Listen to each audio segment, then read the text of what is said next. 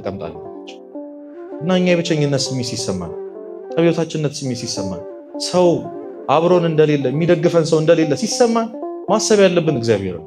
ምሳሌ ልስጣችሁ። ለምሳሌ በጣም የምትወዱት ሁላችንም በህይወታችን የሆነ ቫልዩ የምንሰጠው ሰው አለ። ለሞት ድረስ የምንዘጋጅለት የምንሄድለት ሰው አለ። ሁሉን ነገር አብረኑ ልናሳልፍ ዝግጁ የሆነው ሰው አለ። ያ ሰው ከሌላ ሰው ጋር ቁጭ ብሎ እኔ እኮ ማንም የለኝም ብቸኛ ነኝ እኮ እያለ ሲያወራ ብትሰሙት አይከፋል? እናንተ አይከፋችሁ መሰለኝ። ይከፋችኋል? አይከፋችሁ እንዴ? እኔስ ያስበላል አይደል? እግዚአብሔር ልክ እንደዛ ነው ሁላችን እየፈተነን ያለው። ነገሮች በጣም ተደራርበውብን እንዲህ ሆኖ ከመኖርማ መሞት ይሻላል እያስባለን ስላለ ተስፋ መቁረጥ ብዙዎችን አተናል። ዛሬ በዓለም በአንድ ደቂቃ ውስጥ እስከ 12 ሰዎች ራሳቸውን ያጠፋሉ። እኔና እናንተ እዚህ ቁጭ ብለን ብዙዎች ጨለማ ውስጥ ቁጭ ብለን ብዙዎች ቼክ የሚያደርጋቸው አጥተው ዲፕሬሽን ውስጥ ገብተው ሁላችንም የሆነ ማድረግ የምንፈልገው ማድረግ ያቀተን ነገር የለም። በየቀኑ መሆን የምንመኘው ራሳችን ላይ ማየት የምንፈልገው የሆነ ልምድ አለ። ራሳችን ላይ ማየት የምንፈልገው የሆነ አይነት ማንነት አለ። መስታወት ፊት ስንቆም ልናየው የምንፈልገው መልክ አለ። ያቃተን ማለት ነው። ማድረግ የምንፈልገው በየቀኑ መሆን የምንፈልገው እናትና አባቶቻችን ማኩራት፣ ካሉበት ነገር ማውጣት እንፈልጋለን። ኑሮን ማሸነፍ እንፈልጋለን። ጎበዝ ተማሪ፣ ጎበዝ ሰው፣ ጥሩ ቢዝነስ የሚመራ ሰው መሆን እንፈልጋለን። ከሰዎች ጋር ጥሩ ሪሌሽን ያለው ሰው መሆን እንፈልጋለን። ግን አልቻልንም። ደግሞ ወደ እግዚአብሔር ዞር እንላለን። ንስሐ መግባት፣ ስጋ ወደሙ መቀበል፣ ከምንም ነገር በላይ የጸሎት ሰው መሆን እንፈልጋለን። ብቻ መሆን የምንፈልገው ማድረግ የምንፈልገው የሆነ ልምድ አለ። የምወደውን በጎ ነገር ግን አላደረገም። እንደዚህ አይነት ሰው ነኝ ማለት እኔ ለምንም መሆን ሰው አይደለሁም አይደል? እንዲያል ምንለው እንደው መቼ ነው ሰው መሆን ነው ምን? መቼ ነው እናት አባት የሚደሰቱት? እንደው እግዚአብሔር የሚኮራብኝ መቼ ነው? አየኔ ነገር ቅዱስ ዮሐንስ አፈወርቅ ሰይጣን ኃጢአትህን ውድቀትህን እያሳሰበ ራስን እንድጠላ የሚያደርግህ ንስሐ እንድትገባ አይደለም ተስፋ ሊያስቆርጥ ነው ይላል። ጾሙን ስጀምረው እንደማቋረጥ አውቀዋለሁ። ዘፈን ትቻለሁ ብዬ ከስልኬ ከደለትኩ በኋላ መዝሙር ከጫንኩ በኋላ የሆነ ጊዜ እንደምመለስበት አውቀዋለሁ። ብዙ ሺህ ጊዜ ሞክሬያለሁ። አሁን ሰለችኝ። ምን ይሉኛል እንግዲህ ልጄ፣ እኔም ሰጥ መፍትሄ የለኝም፣ ግን እንደው የተናገርካትን አረፍተ ነገር ላስተካክል። እሱ ምንድን ነው ሲል የነበረው እነሳለሁ ከዛ ወድቃለሁ አይደል? ቅደም ተከተሉ ሲስተካከል ምን ነው ወድቃለሁ ከዛስ መጨረሻውን እነሳለሁ አድርገው ይዘት አይዋለ። ኦግስቲን ምን ይላል መሰላችሁ? እግዚአብሔር የሰው ልጆችን ሲፈጥር አንድ ክፍት ቦታ አስቀምጦ ነው የፈጠረው። ያንን ክፍት ቦታ ያንን ጉድጓድ ከራሱ ከእግዚአብሔር ውጭ ማንም ሊሞላ አይችልም። እመነኝ፣ የሆነ የጎደለ ነገር እንዳለ ይሰማል። ስትይዘው ይሄን አልነበር እንዴ ስጠብቅ የነበረው በህይወት ዘመን ሁሉ ትላለህ። ግራ ይገባል። ሁላችንም የሆነ የጎደለን ነገር እንዳለ እናስባለን። የጎደለን ደግሞ የሆነ ነገር ነው ብለን እናስባለን። እሱ አይደለም። እመኑኝ፣ የጎደለን ራሱ እግዚአብሔር ጌታ የሚፈለግ አምላክ። እስኪ እንጠይቀው፣ ለምንድን ነው የፈጠርከኝ? እኔ በሰው ልጆች ህይወት ውስጥ ዓላማ አለኝ ብሏል እግዚአብሔር። ምንድን ነው ዓላማ በእኔ ውስጥ? ዝም ብዬ የሆነ ቦታ ላይ ተወልጄ አድጌ በቃ ይሄን አድርጌ ልሞት ነው መጨረሻው ይሄ ነው ብላችሁ ጠይቁት። እግዚአብሔር ያሳየናል። በጸሎት እግዚአብሔርን መጨቅጨቅ ያስፈልጋል።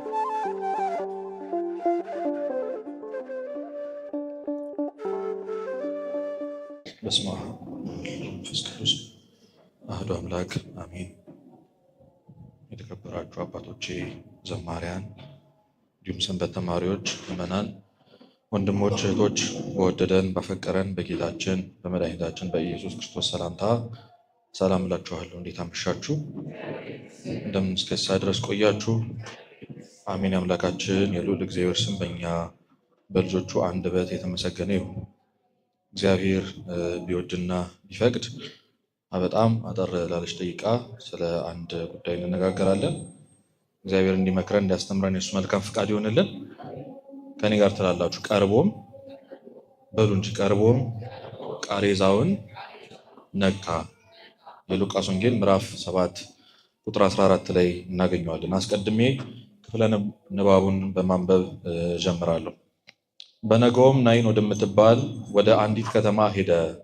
ደቀ መዛሙርቱም ብዙ ሕዝብም ከእርሱ ጋር አብረው ሄዱ። ወደ ከተማይቱም በር በቀረበ ጊዜ እነሆ የሞተ ሰው ተሸክመው አወጡ። እርሱም ለእናቱ አንድ ልጅ ነበረ፣ እርሷም መበለት ነበረች። ብዙም የከተማ ሕዝብ ከእርሷ ጋር አብረው ነበሩ። ጌታም ባያት ጊዜ አዘነላትና አታልቅሺ አላት። ቀርቦም ቃሬዛውን ነካ። የተሸከሙትም ቆሙ። አለውም፣ አንተ ጎበዝ እልሃለሁ ተነሳ። የሞተውም ቀና ብሎ ተቀመጠ፣ ሊናገርም ጀመረ። ለእናቱም ሰጣት። ሁሉንም ፍርሃት ያዛቸውና ታላቅ ነቢይ በእኛ መካከል ተነስቷል፣ ደግሞ እግዚአብሔር ሕዝቡን ጎበኘ እያሉ እግዚአብሔርን አመሰገኑ። ስለ ቃሉ አምላካችን ስም የተመሰገነ ይሁን። እንግዲህ ሉቃስ ወንጌል ምዕራፍ 7 አሁን ከማንበቤ በፊት ሌላ የተአምር ስራ የተደረገበት ክርስቶስ ያደረገበት ስራ ክፍል ነው እና ናይን የምትባል ከተማ አለች። ናይን ማለት በዕብራይስጥ ደስ የምትል ደስታ የሞላባት ከተማ ማለት ነው። የምትንቀሳቀሱ ሰዎች ቃለ እግዚአብሔር እስኪያልቅ ድረስ ቁጭ በል። ናይን ማለት ምን ማለት ነው አልኳችሁ? ደስ የምትል ውብ የሆነች ደስታ የሞላባት ከተማ ማለት እና ክርስቶስ ከላይ ሁላችን የምናውቀው በእስራኤል እንደዚህ አይነት ታላቅ እምነት ከቶ አላየውም ያለለትን ያን የመቶ አለቃውን ሎሌው ታሞበት ሽማግሌዎችን ወደ ክርስቶስ ልኮ እንዲፈውስለት ከነገረው በኋላ ክርስቶስ ሲመጣ ከቤቴ ጣሪያ በታች ልትገባ አይገባህም፣ እኔም ወደ አንተ መጣ ዘንድ አይገባኝም። ስለዚህ አንተ ብቻ ቃልን ተናገር። ምን በል? አዎ ብላቴናዬም ይፈወሳል አለው። ክርስቶስ እምነቱን አደነቀለት። እንደዚህ አይነት እምነት በእስራኤል እስካሁን ከቶ አላየውም ብሎ አድንቆለት ልጁን እዛው ብቻ በቃሉ ፈወሰ። ይህን ያደረገው ማን ነው? ክርስቶስ ጌታችን ማለት ነው። እና ያንን አድርጎ ህዝቡን ተገረመ ይላል። ሁሉም አድንቀው በእምነት ተደንቀው ክርስቶስን እየተከተሉ ናይን ወደምትባለው ከተማ ሊገቡ ሲል ከናይን ደግሞ አንዲት መበለት ባል የሌላት ብቻዋን ያሳደገችው አንድ ልጇን ያጣች አንዲት እናት ወጣት ልጇን በቃሬዛ ተሸክመው ከከተማው ለመቅበር ሲወጡ መንገዱ ላይ መውጫው ላይ ይገናኛሉ ከክርስቶስ ጋር። ሁለት በጣም የተደበላለቀ ስሜት ነው። ከናይን የሚወጡት ሰዎች በጣም ያዘኑ ሰዎች ናቸው። አንድ ወጣት የሞተባቸው፣ አንዲት ምንም የሌላት ከልጇ በቀር ምንም የሌላት ሁሉን ነገር ያጣችን እናት ደግፈው ለመቅበር እየወጡ ያሉ ሰዎች ናቸው። ወደ ናይን እየገቡ ያሉት ከክርስቶስ ጋር እየመጡ ያሉት ደግሞ ታላቅ እምነት የተደሰቱ የሆነ ሰው ከሩቅ ሆኖ ልጄን አድንልኝ አንተ ብቻ ቃል ተናገር ይፈወሳል ብሎ በማመኑ የተፈወሰ ታላቅ ደስታ ልባቸው የሞሉ ሁለት የተደበላለቀ ስሜት ያላቸው ሰዎች በአንድ ከተማ መውጫ ላይ ነው የተገናኙት እና ክርስቶስ አያት። አይቶም አዘነላት እና አታልቅሺ አላት። ምን አትበይ? አታልቅሺ አላት። አሁን ምን ማለት ነው አታልቅሺ? ቤተክርስቲያናችን እንኳን አንድ ሰው የሚወደውን ሰው በሞት ካጣ በኋላ የሚፈቀደለት ስንቴ እንዲያዝን ነው? ሶስቴ ነው አይደለ? የመጀመሪያው ስጋው ከነፍሱ ምን ሲለይ፣ ሁለተኛው ደግሞ ከኖረበት ቤት ምን ሲል ሲወጣ፣ የመጨረሻው ግባተ መሬት ሲፈጸምለት ነው አይደል? ይቺ እናት ስንቱን ፕሮሰስ ነው ያለፈችው? ሁለቱን አይደለም? ስለዚህ ልጇን ይዛ ወጥታ ገና ልትቀብር ነው። ገና መንገድ ላይ ናት። ገና ሀዘኗ አልወጣላት። እንደዚህ አይነት ሰው እንዴት አታልቅሽ ይባል? ክርስቶስ አታልቅሱ ሲል እንባን የሚያበስበት መሐረብ በእጁ ይዞ ነው። ክርስቶስ እንደ ሰው አይደለም። የማያደርገውን የሚናገር የማያደርገውን ተስፋ የሚቀጥል የማያደርገው የማይገባበት ቦታ ላይ አለው የሚል አባት አይደለም። እንደሚያብስላት ልጇን እንደሚያስነሳላት ስለሚያውቅ አታልቅሺ አላት። ማቴዎስ ወንጌል ምዕራፍ 5 ላይ የሚያዝኑ ብፁዓን ናቸው ይላል። እስኪ የሚያዝኑ በሉ ብፁዓን ናቸው ይጽናናሉና። አዎ እዚህ ጋር ክርስቶስ አታልቅሺ ይላል። ቤተክርስቲያን አትዘኑ ከቶ አትዘኑ ትላለች።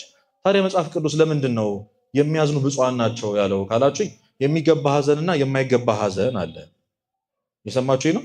ሁለት አይነት ሐዘን አለ ማለት ነው። የሚገባ ሐዘንና የማይገባ ሐዘን ምንድን ነው ካላችሁ፣ እናት አባት የለኝም እናት አባት ሞቶብኛል ብሎ ማዘን አይገባም። እንደ እናት እንደ አባት ቅድስት ሥላሴ ያሉና፣ ወንድም እህት የሉኝም ዘመድ የለኝም ጓደኛ የለኝም ብቸኛ ነኝ ብሎ ማዘን አይገባም። እንደ እህት እንደ ወንድም ቅዱሳን መላእክት ሰማዕታት ቅዱሳን አሉና፣ ንብረት የለኝም ሀብታም አይደለሁም የማወርሰውም ነገር የለኝም እንዳንል ደግሞ ርስት ጉልት ክርስቶስ ያዘጋጀልን መንግስተ ሰማያት አለች። እንደ ክርስቲያን በዓለማዊ ነገር አጣነው ብለን ባሰብነው በየትኛውም መንገድ ልናዝን አልተፈቀደልን። ሰው እናት አባት የለኝም ካለ እንደ እናት እንደ አባት ያሳደገው ማን አለ? ስሙን አታውቁት? ማን አለ? እግዚአብሔር አለ። የለኝም ማለት አንችልም። አጣው ማለት አንችልም። ሰው ብቸኛ ነኝ ማለት አይችልም።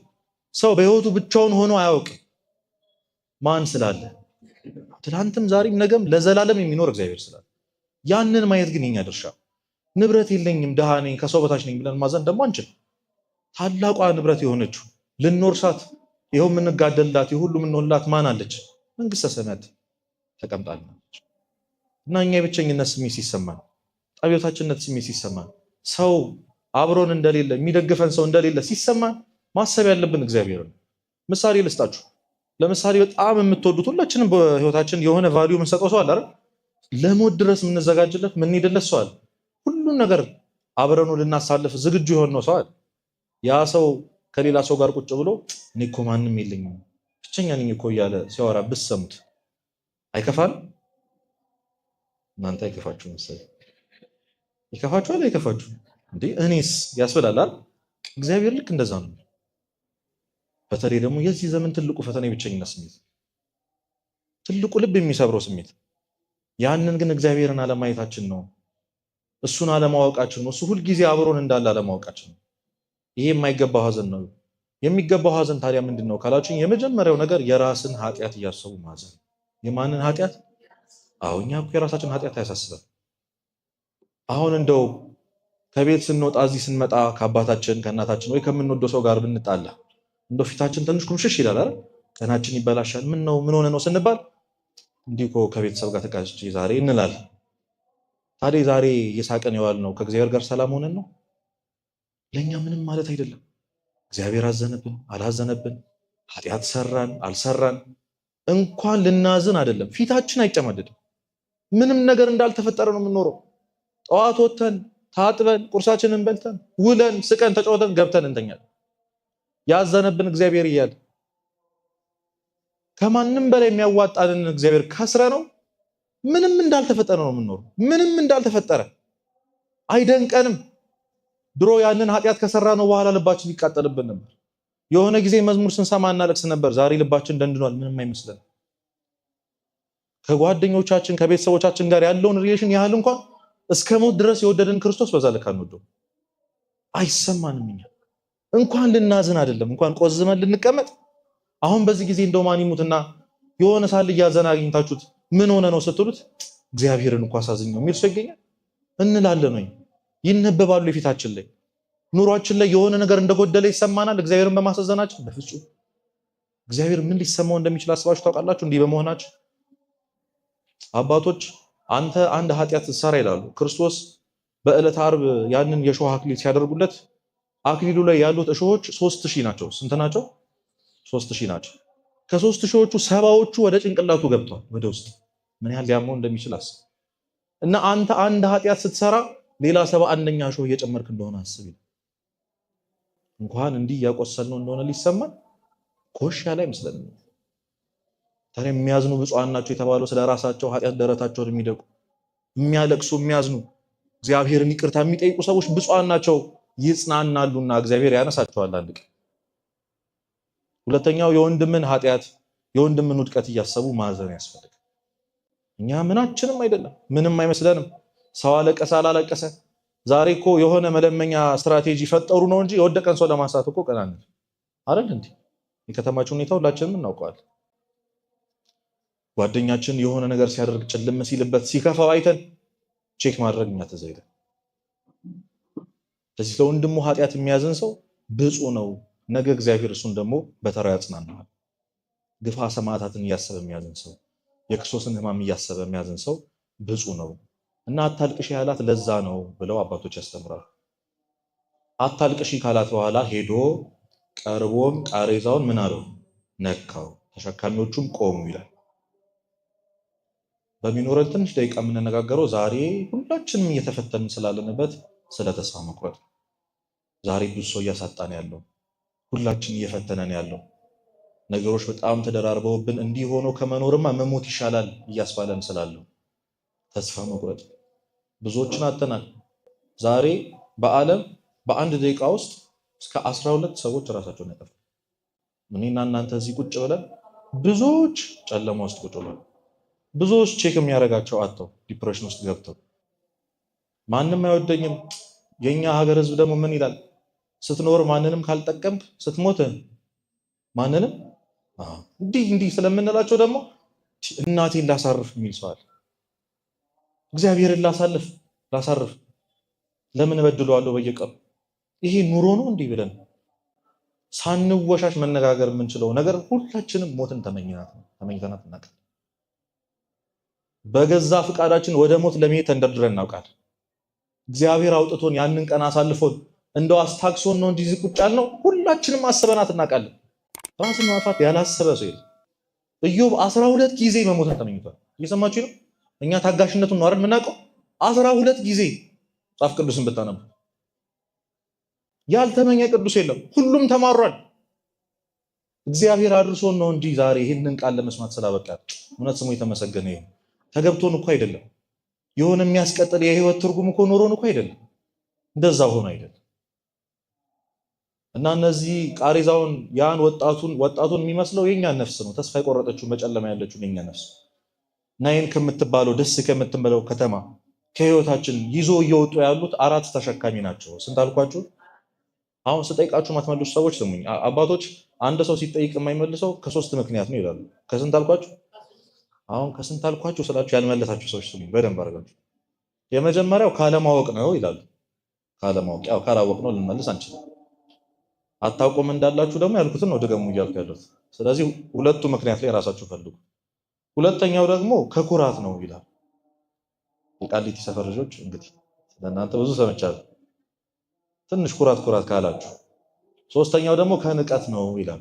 አሁን እንደው ይሄ ፈላ ሲናገር ልመልስለት ብላችሁ ከሆነ ከህይወታችን ይዞ እየወጡ ያሉት 4 ተሸካሚ ናቸው። ስንታልኳችሁ እና እነዚህ ተሸካሚዎች 4 ናቸው። ሰውን ወደ ተስፋ መቁረጥ የሚመሩት በተለይ ወጣቱን እኛን አጠር ያለ ደቂቃ ስላለን ቶሎ ለመናገር እሞክራለሁ። የመጀመሪያው ነገር ከኔ ጋር ናችኋል። የመጀመሪያው ክፉ ልማድ፣ ክፉ ኃጢአት። ቅድም ወንድማችን ዘማሪ ዲያቆን ዮሴፍ ሲዘምር ነበር። ከኔ ጋር ትላላችሁ። ሮሜ 7:19 ላይ እስኪ የምወደውን በሉ በጎ ነገር አላደርግም፣ የማልወደውን ክፉ ነገር ግን አደርጋለሁ። ለዚህ ለኃጢአት ከተሰጠ ሰውነት ማን ያድነኛል አለ ቅዱስ ጳውሎስ። ሁላችንም የሆነ ማድረግ የምንፈልገው ማድረግ ያቀተን ነገር የለም። በየቀኑ መሆን የምንመኘው ራሳችን ላይ ማየት የምንፈልገው የሆነ ልምድ አለ።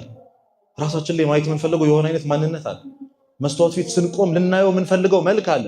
ያቃተን ማለት ነው። ማድረግ የምንፈልገው በየቀኑ መሆን የምንፈልገው እናትና አባቶቻችንን ማኩራት፣ ካሉበት ነገር ማውጣት እንፈልጋለን። ኑሮን ማሸነፍ እንፈልጋለን። ጎበዝ ተማሪ፣ ጎበዝ ሰው፣ ጥሩ ቢዝነስ የሚመራ ሰው መሆን እንፈልጋለን። ከሰዎች ጋር ጥሩ ሪሌሽን ያለው ሰው መሆን እንፈልጋለን። ግን አልቻልንም። ደግሞ ወደ እግዚአብሔር ዞር እንላለን። ንስሐ መግባት፣ ስጋ ወደሙ መቀበል፣ ከምንም ነገር በላይ የጸሎት ሰው መሆን እንፈልጋለን። ብቻ መሆን የምንፈልገው ማድረግ የምንፈልገው የሆነ ልምድ አለ። የምወደውን በጎ ነገር ግን አላደርግም ለምን ተብለን ብንጠየቅ ያለን ብቸኛ መልስ አቃተኝ ነው አይደል? ምክንያት አላችሁ? አቅቶን ነው። ሳንሞክር ቀርተን እኮ አይደለም። በዚህ ብቻ ቢተወን እኮ ጥሩ ነበር። የማንወደውን ክፉ ነገር ደግሞ በየቀኑ እናደርጋለን። ሁላችንም ማድረግ ሳንፈልግ በየቀኑ የምናደርገው ኃጢአት አለ አለ። የተፈተንበት ደግሞ አንድ እኮ ነው። ስፔሲፊክሊ አንድ ኃጢአት ከዛሬ ጀምሮ አላደርገውም ይሄው ከዚህ በኋላ እርሜን ብለን ነገ ተመልሰን እንገኝበት ሳናቀው እግራችን ሄዶ የሚገኝበት ቦታ አለ። እንሳላለን በየሄድንበት ገዳም ያገኘነውን ቅዱስ ከዚህ ኃጢአት አውጣኝ፣ ነቅል አውጣኝ፣ ኃጢአት ከዚህ ከህይወቴ ነቅል አውጣልኝ እንላለን። እንሳላለን፣ ቃል እንገባለን፣ እንምላለን፣ ማርያምን እንላለን። ትንሽ ብንገፋ ነው ተሳክቶልን ንስሐ እንገባለን። ከሳምንት ከሁለት ሳምንት በኋላ ራሳችን እናገኘዋለን። ምርር ያደረገን ማለት ነው። አንዳንድ ጊዜ እኔ ስንት ነኝ እያስዋለ ራስ የሚያስጠይቅ የሆነው እኔነቴ ይህን ኃጢአት ማድረግ አይፈልግም። ራሴው ደግሞ ሄጄ ኃጢአቱን አድርገዋል። አድርገን ስንጨርስ ደግሞ ልባችን ይቃጠልብናል። አንፈልግም እኮ ለምንድን ነው የምታደርገው ቢባል መልሳችን ወደን አይደለም አይደል? ወድጄ እኮ አይደለም። ሱስ የሆነብን መቼ እንደገባንበት የማናውቀው ልንወጣበት በየቀኑ የምንፈልግ ግን መውጣት ያቃተን አስሮ ያስቀመጠን ተስፋ ያስቆረጠን እግዚአብሔር ከዚህ በኋላ ምን ብሎ ነው ልጅ የሚለኝ ያስባለን። እንዲህ ሆኖ ከመኖርማ መሞት ይሻላል ያስባለን ኃጢአት አለ። ይሄ የመጀመሪያው ሰውን የሰውን ነፍስ እየመራ ደስ ከምትለው ህይወት አውጥቶ ወደ ገደል የሚከተው ክፉ ልማድ ነው። ያለን አማራጭ መታገል ነው። መታገልና መታገል ብቻ፣ እግዚአብሔርን ተስፋ ማድረግ ብቻ። እግዚአብሔር አንድ ቀን በፈቃዱ ከዚህ ኃጢአት ነፃ ያወጣኛል፣ አንድ ቀን የእግዚአብሔር ሰው ሆናለሁ፣ አንድ ቀን ማድረግ የማልፈልገውን ነገር ሳላደርግ እኖራለሁ። አንዳንዴ እኮ ደስ ይለናል ኃጢአቱን ሳናርግ ያደርንበት ቀን ደስ ይለናል፣ ብናከብረው ደስ ይለናል። ደግሞ እንቆጥራለን፣ ሳምንት ይሆነናል፣ 2 ሳምንት ይሆነናል። ደስ ብሎን ሳንጨርስ ደግሞ እንወድቃለን። በጣም ከፍ ካልን በኋላ ስንወድቅ ድጋሚ መነሳት ደግሞ ይከብደናል። አሁን ብዙዎቻችን ለምንድን ነው ንስሐ ማትገቡት? ስጋው ደግሞ ለምንድን ነው ማትቀበለው ለሚለው ጥያቄ መልሳችን ምክንያታችን ይሄን በተደጋጋሚ የምሰራውን ኃጢአት ንስሐ ከገባው በኋላ ብሰራውስ አይደል? ድጋሚ በወድቅስ የጌታዬን ስጋና ደም ተቀብዬ በወድቅስ ድጋሚ? ይሄን ጥያቄ አንድ ወጣት ሄዶ ለአቡነ ሽኖዳ ጠይቋቸው ነበር። አባቴ እኔ መረረኝ አላቸው። ተሰቃየሁ፣ እነሳለሁ፣ እወድቃለሁ፣ እነሳለሁ፣ እወድቃለሁ፣ እነሳለሁ፣ እወድቃለሁ። አሁን ሰለቸኝ። መነሳትን ሳስብ እንደምወድቅ አውቀዋለሁ። ለምን እለፋለሁ ታዲያ? ጸሎት መጀመር ሳስብ እንደማቋርጠው አውቀዋለሁ። ጾሙን ስጀምረው እንደማቋርጥ አውቀዋለሁ። ዘፈን ትቻለሁ ብዬ ከስልኬ ከደለትኩ በኋላ መዝሙር ከጫንኩ በኋላ የሆነ ጊዜ እንደምመለስበት አውቀዋለሁ። ብዙ ሺህ ጊዜ ሞክሬያለሁ። አሁን ሰለቸኝ። ምን ይሉኛል እንግዲህ ልጄ፣ እኔም ሰጥ መፍትሄ የለኝም፣ ግን እንደው የተናገርካትን አረፍተ ነገር ላስተካክልህ። እሱ ምንድነው ሲል የነበረው? እነሳለሁ ከዛ ወድቃለሁ አይደል? ቅደም ተከተሉ ሲስተካከል ምን ነው የሚሆነው? ወድቃለሁ ከዛስ መጨረሻውን እነሳለሁ አድርገው። እየሰማችሁ ነው? እስኪ ብንወድቅም በሉ። አይ ሁላችሁም በሉ እንጂ እነሳለሁ። በወድቅም እነሳለሁ። እግዚአብሔር አንድ ቀን ያነሳኛል፣ ወድቄ አልቀርም፣ እንደዚህ አይቀጥለውም ብሎ ማመን ያስፈልጋል። እግዚአብሔር በፈቃዱ ከዚህ ህይወት ያወጣኛል። ጠላት ሲያሳስበን መነሳትን ስናስብ መውደቅ ያሳስበናል። ጠላቴ ሆይ ደስ አይበል፣ በወድቅም ምን እላለሁ? ይህንን ማመን ያስፈልጋል። እመኑኝ ወጣቶች፣ አንድ ቀን ደህና ሰው እንሆናለን። እየሰማችሁ እንሆናለን። እግዚአብሔርን መታመን ነው፣ እግዚአብሔርን ማመን ነው። አንኳኩ ይከፈትላችኋል፣ ጠይቁ ይሰጣችኋል ያለ እግዚአብሔር አይነሳንም። እኛ ግን በየቀኑ እንፈልግ፣ በየቀኑ እንለምነው፣ እናልቅስ። በተለይ ደግሞ ንስሐ እንግባ፣ ስጋው ደግሞ እንቀበል። ስጋዬን የበላ ደሜን የጠጣ እኔ በሱ እኖራለሁ፣ እሱ ደግሞ በእኔ ውስጥ ይኖራል አለ ክርስቶስ። ኃይል ይሆነናል። ከስጋችን ጋር የሚዋሃደው የሱ ስጋ፣ ከደማችን ጋር የሚዋሃደው የሱ ደም ይህን ኃጢአት ድል እንድንነሳ ኃይል ይሆናል። ስለዚህ እንዳታስቡ፣ ንስሐ መግባት ማለት ደግሞ ኃጢአት ላለመስራት የምናደርገው ነገር አይደለም። ከዚህ በፊት ለነበረው ኃጢአታችን የምንታጠብበት ሳሙና እንጂ። ከእናንተ መሃል ማን ነው መቆሸሽ አይቀርም ብሎ ሻወር ከመውሰድ ወደ ኋላ ያለ አለ? አላችሁ ወይ? እሑድ ብቆሽሽ እሑድ እታጠባለሁ። ንስሐ እንደዛ ነው። በወድቅም እነሳለሁ ብሎ ማሰብ ያስፈልጋል። ብቆሽሽም እነጻለሁ፣ እታጠባለሁ ብሎ ያስፈልጋል። ይሄን ማመን ያስፈልጋል። እዚህ ይሄን ክፉ ልማድ ያሸነፈ ሰው፣ ከዚህ የወጣ ሰው ይሄን ተስፋ መቁረጥ ያልፋል። ሁላችንም ከዚህ ክፉ ልማድ እግዚአብሔር ያላቀይ። ሁለተኛው ራስን መጥላት ነው። ብዙዎቻችን ለራሳችን ጥሩ አመለካከት የለም። ደግሞ ትትና ይመስለናል። እኔ እኮ እንደዚህ አይነት ሰው ነኝ፣ እኔ እኮ እንደዚህ አይነት ሰው ነኝ ማለት እኔ ለምንም መሆን ሰው አይደለሁም አይደል? እንዲያል ምንለው እኔ እንደው መቼ ነው ሰው መሆን ነው ምንለው? መቼ ነው እናት አባት የሚደሰቱብኝ? እንደው እግዚአብሔር የሚኮራብኝ መቼ ነው? አየኔ ነገር ነው። ቅዱስ ዮሐንስ አፈወርቅ ሰይጣን ኃጢአትህን ውድቀትህን እያሳሰበ ራስን እንድጠላ የሚያደርገህ ንስሐ እንድትገባ አይደለም፣ ተስፋ ሊያስቆርጥ ነው ይላል። ልጆችን ሲፈጥር አንድ ክፍት ቦታ አስቀምጦ ነው የፈጠረው። ያንን ክፍት ቦታ ያንን ጉድጓድ ከራሱ ከእግዚአብሔር ውጭ ማንም ሊሞላ አይችልም። እመነኝ፣ የሆነ የጎደለ ነገር እንዳለ ይሰማሃል። ስትይዘው ይሄን አልነበር እንዴ ስጠብቅ የነበረው በህይወት ዘመን ሙሉ ትላለህ። ግራ ይገባል። ሁላችንም የሆነ የጎደለ ነገር እንዳለ እናስባለን። የጎደለን ደግሞ የሆነ ነገር ነው ብለን እናስባለን። እሱ አይደለም። እመኑኝ፣ የጎደለን ራሱ እግዚአብሔር ጌታ የሚፈለግ አምላክ። እስኪ እንጠይቀው፣ ለምንድን ነው የፈጠርከኝ? እኔ በሰው ልጆች ህይወት ውስጥ ዓላማ አለኝ ብሏል እግዚአብሔር። ምንድነው ዓላማ በእኔ ውስጥ? ዝም ብዬ የሆነ ቦታ ላይ ተወልጄ አድጌ በቃ ይሄን አድርጌ ልሞት ነው መጨረሻው ይሄ ነው ብላችሁ ጠይቁት። እግዚአብሔር ያሳየናል። በጸሎት እግዚአብሔርን መጨቅጨቅ ያስፈልጋል። በየትኛውም መንገድ ራስን መጥላት ትትና ሊሆን አይችልም፣ ጽድቅ ሊሆን አይችልም። ምክንያቱም አንድ ክርስቲያን እግዚአብሔር የወደደውን ነገር የመውደድ ግዴታ አለበት። እየሰማችሁ ነው? እግዚአብሔር ደግሞ ማንን ነው የሚወደው? ለምን ትጣላላችሁ ታዲያ? አንተ እኮ የእግዚአብሔር ልጅ ነህ። እግዚአብሔር እኮ ንጉስ ነው። የንጉስ ልጅ ደግሞ ልዑል ነው። የንጉስ ልጅ ደግሞ ልዕልት ናት። በኃጢአት ወደክ ማለት የእግዚአብሔር ልጅነትን አታሃል ማለት አይደለም። እስቲ ማን ይሙት ከእናንተ መሃል የአንገቱ ወርቅ ተበጥሶ ጭቃ ውስጥ ቢወድቅ አይ ቆሸሸ ብሎ ጥሎት ይሄዳል አለ ወይ? የለም። አጥቦ ያነሳዋል፣ ከነጭቃው ብድግ ያደርጓል። በየትኛውም መንገድ ራሳችሁ እንዳጠሉ፣ ለምንም ነገር ባትሆኑ፣ በምንም ነገር ባይሳካላችሁ፣ ቤተሰብ ቢያማርብን፣ ወንድምቶቻችን ቢጠሉን፣ አባታችን ግን ይወደናል። ዮሴፍ ተዛ ይላችሁ 11ዱም ወንድሞች ይጠሉት ነበር። 11ዱም እስኪ ያስቡት፣ በገዛ ቤት ውስጥ ያሉት ሙሉ ቤተሰቦቻችሁ ሲጠሏችሁ፣ ሲያገላችሁ የሚሰማችሁ ቢል፣ እሱ ግን ምንም አይመስለውም ነበር። ለምን ታውቃላችሁ? መጽሐፍ ቅዱስ ከልጆቹ ሁሉ አብልጦ ያዕቆብ ይቅርታ አባቱ ዮሴፍን ይወደው ነበር ይላል። ከልጆቹ ሁሉ አብልጦ እየሰማችሁ አባቱ ይወደው ነበር። ማን ይወደናል? ኧረ ስሙን ጥሩት ባካችሁ። እግዚአብሔር ይወደናል። ማንም ይጥላ እግዚአብሔር ይወዳል።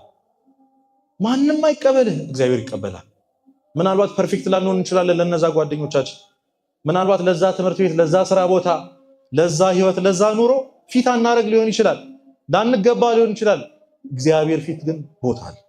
ይሄው መጣን ቁጭ አለን። መቼ አባረረ? ቀኑን ሙሉ የምንሰራውን ነገር አስበው አንተ ብሎ አሸማቆናል? አላሸማ። ይሄው ተቀበለ። ምን ብሎን ያውቃል እግዚአብሔር? ያለ ምክንያት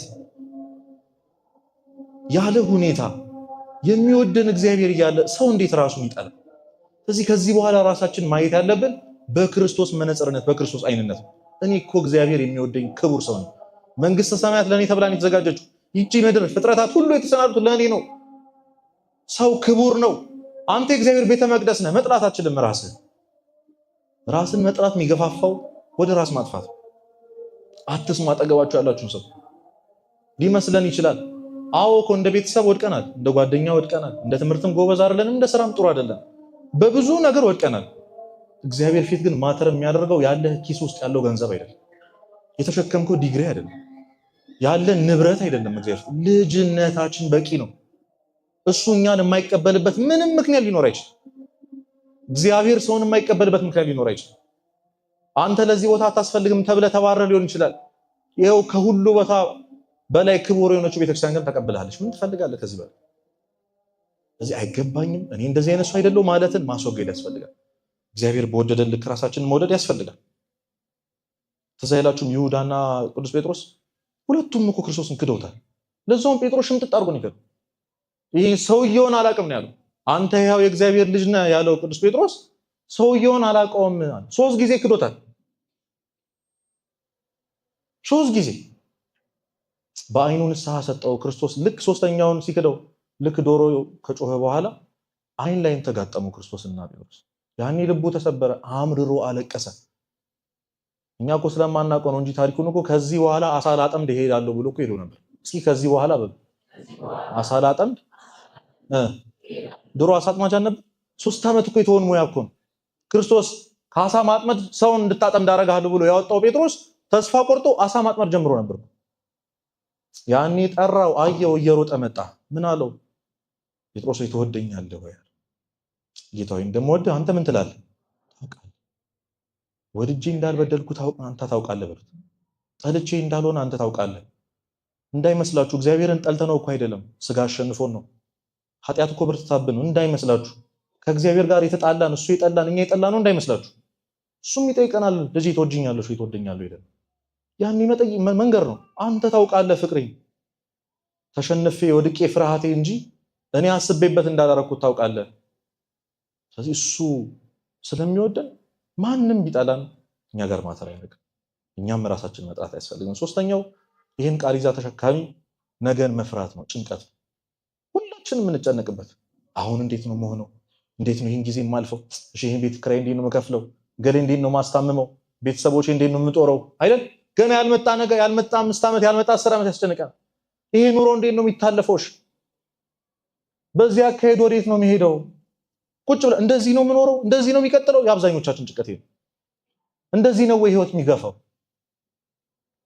ስለምትበሉት ስለምትጠጡና ስለምትለብሱት ነገር ምን አትበሉ። ይሄን ያለው ክርስቶስ ነው። ቃል ገብቶልናል እንደሚያበላ እንደሚያጠጣ። ለምን ትጨነቃላችሁ? የነገን እግዚአብሔር ያውቃል። ትዝ አይላችሁም? አብርሃም ያንን ተራራ ይስሐቅን ለመሰዋት ሲወጣ ይስሐቅ አያውቅም ነበር እንደሚሰዋ። የሚሰዋበትን እንጨት ተሸክሞ እየወጣ ግራ ገባው። አባቴ ሆይ እሳቱና እንጨቱ ይኸው አለ፣ የመስዋዕቱ በግ ግን ወዴት ነው አለ። በጉ ማን ነው? ይስሐቅ ራሱ። ግን ጠየቀው፣ እንዴት ሊያስደነግጥ እንደሚችል አስቡት። አብርሃም ብዙ ታሟል እዚህ ደረጃ ለመድረስ ና ለእግዚአብሔር መስዋዕትን ሰዋ ብሎት የገዛ ልጁ ላይ ቢላ ሊያነሳ ነበር መንገዱን የጀመረው። ይስሐቅ ይህን ከባድ ጥያቄ ጠየቀው። አብርሃም እንዳልታውቃላችሁ የመስዋዕቱን በግ እግዚአብሔር ያዘጋጃል አለ። ማን ያዘጋጃል? እስኪ እግዚአብሔር ያውቃል በሉ።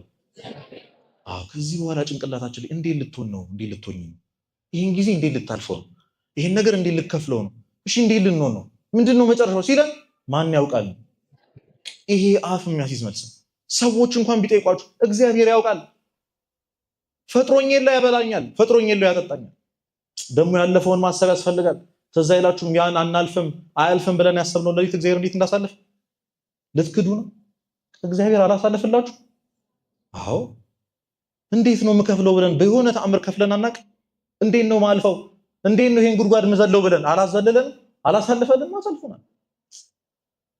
ሴጣን እኮ አለው ቅዱስ እንጦንስ ሆይ አሁን ብርቱ ነህ፣ ነገ ግን ትደክማለህ። ያኔ ማን ሊያግዝ ነው አሉ። ወዳጄ ዛሬ ያለው እግዚአብሔር እኮ ነገም አለ አሉ። የለም ነገ? አዎ ዛሬን ያሳልፈን። ይኸው ዛሬ በልተን ጠጥተን ቁጭ ብለናል። የነገን እግዚአብሔር ያውቃል። እየሰማችሁ ነው? አትጨነቁ። እውነቴን ነው የምላችሁ ወጣቶች፣ እንዳትጨነቁ። ተውት ለእግዚአብሔር። እስኪ እሱ እጅ ላይ የተበላሸ ታሪክ እኮ እኛ አይተን አናውቅም። እስኪ ይበላሽ ለእግዚአብሔር አሳልፈን ሰጥተነው እስኪ እንውቀሰው። ከተበላሸ እኔ ጋር ደውሉልኝ መጣችሁ። አይበላሽማ፣ አይበላሽም። በእውነት እግዚአብሔር እጅ ላይ ታሪክ አይበላሽም። እንዳትጨነቁ። ሰይጣን እየመጣ ያስፈራራል። እንዴት ነው የምትሆነው እያለ እግዚአብሔር ያውቃል ብሎ ማለፍ ያስፈልጋል። የመጨረሻው ነገር አራተኛው ይህን ቃሬዛ ተሸካሚ ምናልባት ጥሩ ህይወት አለን፣ ጥሩ ገንዘብ ሊኖረን ይችላል፣ ስራ አለን፣ ትምህርት አለን። ግን ለምን እንደተፈጠርን ማናቅ ሰዎች አለ። ምንድነው ነጥቡ የዚህ ሁሉ ነገር? ምንድነው መጨረሻው የዚህ ሁሉ ነገር? ለምንድን ነው የተፈጠርኩት? እግዚአብሔር ወደዚህ ምድር ለምንድን ነው ያመጣኝ? የምኖርበትን ዓላማ አላቅ። ብዙዎቻችን እኮ ታተርን፣ የሆነ ባዶነት ይሰማናል እኮ። ተማሪ እያለን ስመረቅ ነው ማርፈው አለን፣ ተመረቅን። በቃ ስራ ሲይዝ ነው አለን፣ ይኸው ያዝን። አይ ሳገባ ነው አለን፣ አገባን። በቃ ስወልድ ነው አለን፣ ወለድን። አሁን ምንድን ነው የምትጠብቁት? እሺ መኪና ነው፣ መኪናውንም ይዘን አይተናል። ቤት ነው፣ እሱንም ይዘህ ታየዋለህ። ኦግስጢን ምን ይላል መሰላችሁ? እግዚአብሔር እግዚአብሔር ግለጥልኝ፣ አንተ ሴት ነው ያለኸው፣ ያን በውስጤ ያለውን ክፍት ቦታ መቼ ነው የምትሞላልኝ ብለን እግዚአብሔርን እንፈልገው፣ መጸለይ። ሁለተኛው ደግሞ ማገልገል ነው። ኑ ቤተክርስቲያን እቺን ሰንበት መታችሁ አገልግሉ። ጠይቋቸው ይሁን ነገር ምን ውስጥ ልሳተፍ በሉ። እግዚአብሔር ይገልጥላችኋል ለምን እንደተፈጠራችሁ። ሁላችንም አገልጋዮች እንድንሆን የተፈጠሩ፣ ሁላችንም ለሰዎች እንድንሆን የተፈጠሩ። ሁሉም ነገር አገልግሎት ነው። ያለህ ሙያ አገልግሎት ነው። ባለህ ነገር ቤተክርስቲያን አገልግል፣ ባለሽ ነገር ቤተክርስቲያን አገልግል። ያኔ ይገባናል፣ ጣዕሙ ይገባናል። እነዚህ ሰንበት ተማሪዎች ደሞዝ ያላቸው ይመስላችኋል? እንዲህ ሲታተሩ ሰንበት ተማሪ ሆናችሁ ታውቁታላችሁ። ጠዋት መጥተው ምሳ ሰዓት መጥተው ደሞ ራት ማታም ይመጣሉ፣ ከቤተሰብ ጋር ይጋጫሉ። እዚህ ጋር ትምህርት ጎደል ይባላል። ምን ይመስላችኋል? የሆነ ፍቅር አለ፣ የሆነ የሚያነሳሳ ነገር አለ። የቤተክርስቲያን አገልጋይ ተስፋ ቆርጦ ራሱን የማያጠፋው ለምን ይመስላችኋል? ነገ የሚያገለግላት ቤተክርስቲያን አለች። ስለዚህ ከእንደዚህ አይነት ሞት ከሚሸት ህይወት መውጣት ከፈለጋችሁ ኑ ቤተክርስቲያን መጥታችሁ አገልግሉ። የመጨረሻውና ወሳኙ ነገር ንስሐና ስጋው ደግሞ ጨርሻለሁ። እመኑኝ መቼም ሰው አንሆንም።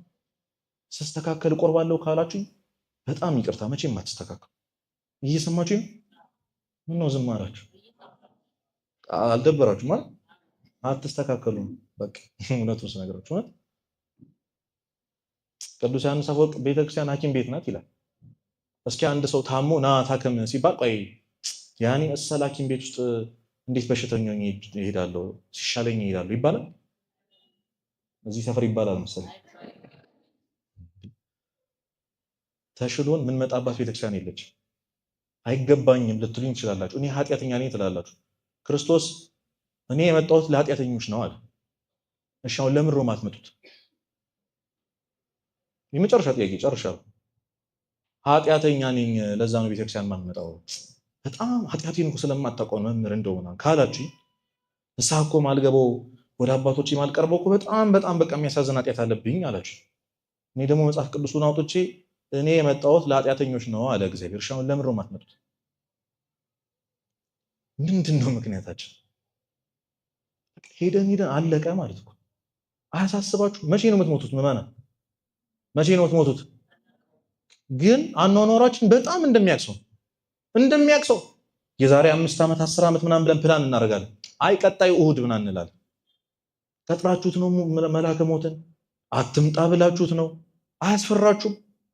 አባቶች እኮ ሲኦል መግባት የማይፈልጉት የሚያቃጥል ነገር ስለሆነ እኮ አይደለም፣ ሲኦል ውስጥ እግዚአብሔር ስለሌለ ነው። እየሰማችሁ ነው?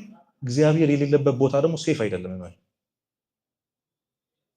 ስለዚህ ሞት ሳይቀድመን እንቅደም ለራሳችን ህይወት በስጋም በነፍስም ጥሩ ህይወት መኖር የምንፈልግ ከሆነ። ስለዚህ እነዚህን አራቱን ምክንያቶች ይዘን ክርስቶስ ጋር መቅረብ ያስፈልጋል። ዳሩ ላይ ክርስቶስ ይደርሳል። እዛች ጨለማ ክፍል ውስጥ እዛ ማንም ሳይሰማ ያለቀስንባት ክፍል ውስጥ እግዚአብሔር ይደርስልናል። ሊወጡ ሲል አይደለ ክርስቶስ የከተማ መውጫ ላይ ደረሰው። ቀርቦም ቃሬዛውን ምን አለው? ነካው። ተሸካሚዎቹም ቆሙ።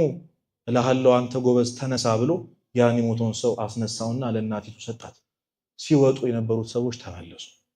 እዚህ መመለስ ከፈለግን ቀርቦ ቃሬዛውን ወደሚነካ ወደ ክርስቶስ እኛው ራሳችን መሄድ ያስፈልገናል። በየትኛውም አጋጣሚ ተስፋ መቁረጥ አደራችሁን፣ ራስን ማጥፋት የተባለውን ነገር ውልብ እንዳይልባችሁ። እንዲህ ሆኖ ኖሮ መሞት ይሻላል፣ እግዚአብሔር ምን እንደሚያመጣ ስለማናውቅ። ስለዚህ ከነዚህ ከአራቱ ነገሮች እግዚአብሔር እውነት ነፃ ያውጣል። ቤት ውስጥ ያሉትን እዚህ ያልመጡትን ይሄን ያልሰሙትን እውነት በጨለማ ውስጥ ያሉትን ከፍቷቸው ደብሯቸው አዝነው ቁጭ ያሉትን ወጣት ወንድምና እህቶቻችን እግዚአብሔር ይጠብቅልን። በስብሐት ለእግዚአብሔር።